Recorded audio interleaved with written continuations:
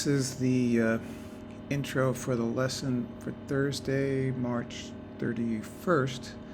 And this is asynchronous day number 1. You have asynchronous lessons today, Thursday, and tomorrow, Friday. And that means that we do not have a Zoom class until, let's go look at this calendar. So here are the 2 asynchronous lessons, and then we have class. Okay, so we have a Zoom class on Monday, so that's good. Anything else to say about today? Right, nothing there. All right, let's go back to the lesson page. Now, you should be continuing to work on your design, chosen design, and detailed design. And you should have gotten, well, you should do this after you get feedback for your iteration 2 sketches. Now, I just added this video down here. It's less than 4 minutes on how to improve your design sketches. There's also this one about how to make what is a flow chart, and that we've talked about that before, I believe. Now, I just threw it in here as homework for last time, but I believe I mentioned this before. Now, also, you should read the rubric as you go. This is very important. You want to make sure you haven't forgotten anything. So this is the developing ideas. Here is the rubric at the bottom, and if you scroll down to level 7-8, you can see the black text is from the IBO, the red text is from CIS Computer Science Teachers. So your specification should have 10 or more items in it, and you should identify the client.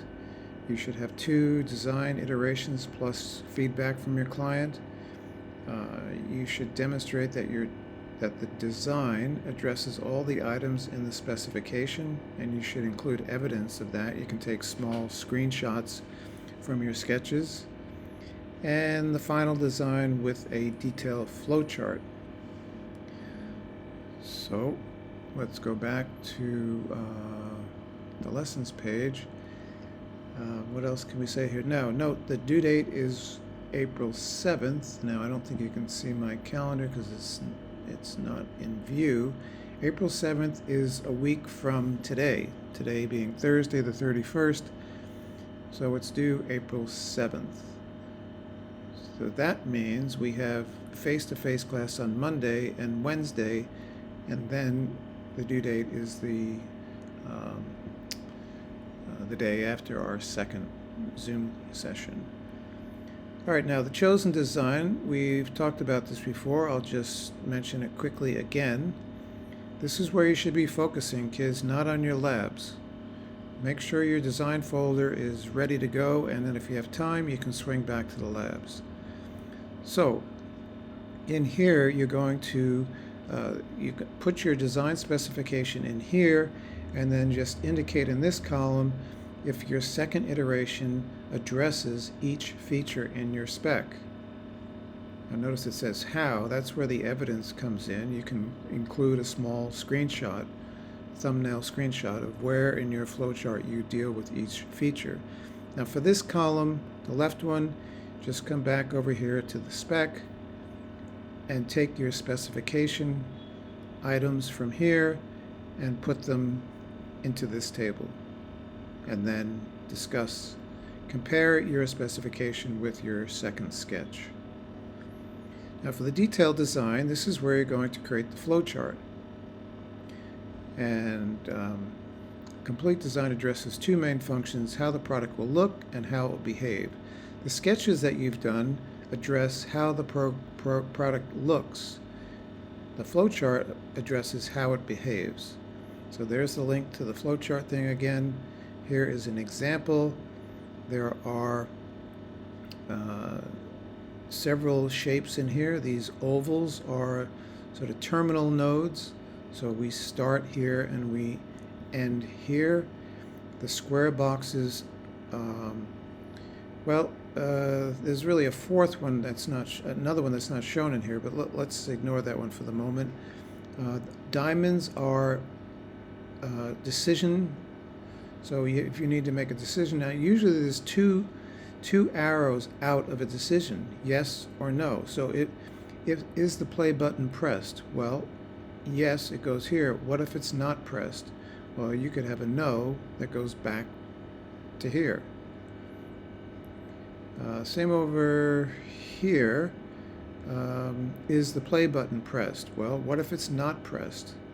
Well, then you have to go back to here. Well, no, you would go back to this screen, which you really haven't left. You're just waiting for them to press the play button.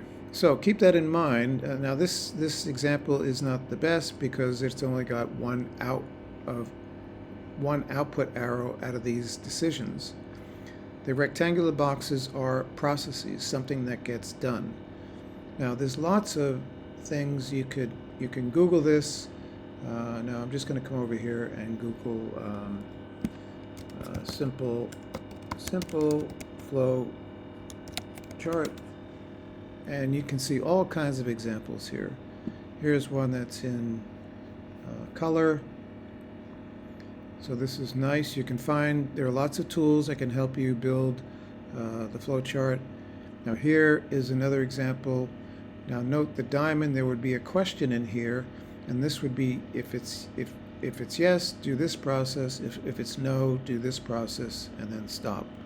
Now these are very simple examples. Here's a more complicated one. Note it's got looks like some kind of start and end. If you can create color shapes like this, that's always a good idea. Notice all the lines are arrows, so it shows the flow of information. Now you don't always have to include a yes and no box here. Let me just zoom in on that. You can label the arc. So if it's a yes, you just go here. If it's a no, you label the arc and you go wherever this thing goes, back to here. All right, so there's plenty of examples that you can look at for creating flowcharts. And I would say that's about it for today, guys. So this is what you should be focusing on, your chosen design and your detailed design. Resist the urge to work on the labs.